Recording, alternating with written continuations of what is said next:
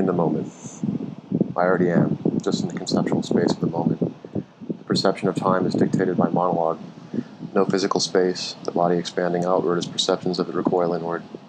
This is time untethered by relations to the physical world at large, this being a place the perceiving mind can't verify, the difference between duration and temporality ticking away incrementally. The heart beats slower, contests that the moment is fixed, grows louder. I can't quantify how summer and winter have been different in ways that rely on something other than the obvious.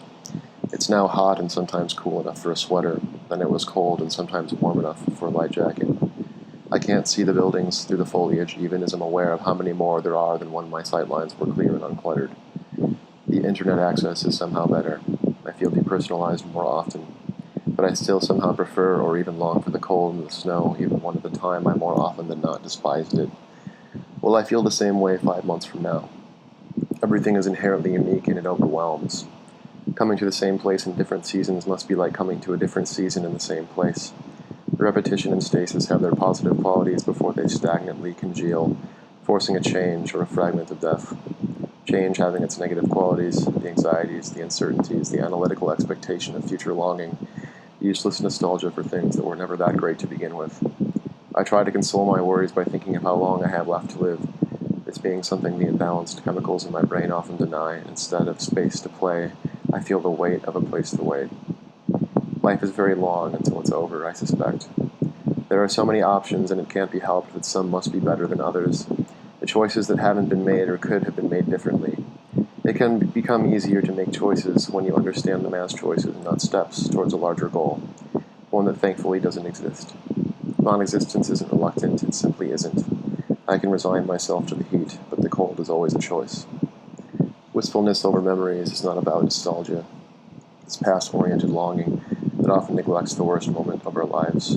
It's about the accumulation of memory, having more and more of it, all of it feeling different, separated out into distinct parts.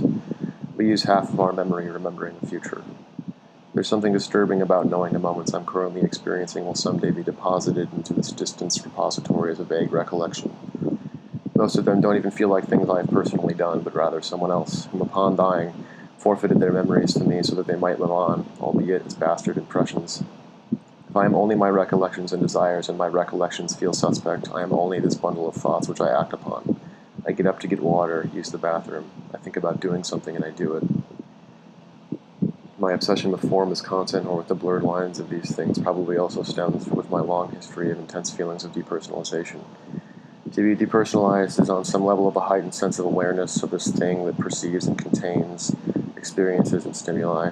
These become confused with no clear distinction between the container and its contents. The self becomes a container that contains only itself and is therefore both form and content. A field without defined borders, only excitations. Yet many times I feel myself in my head, I still appear to be a part of the world, only because when my thoughts have the fortune of not turning on themselves, they look out and in, not against. This being a process by which the mind brushes up against the edges of my skull, feels trapped. As unpleasant as sunburn can be, I think about intentionally burning my whole body, just to feel the fresh heat radiate off my skin, expand my borders by that little bit of indefinable space, not knowing where I end and the air begins.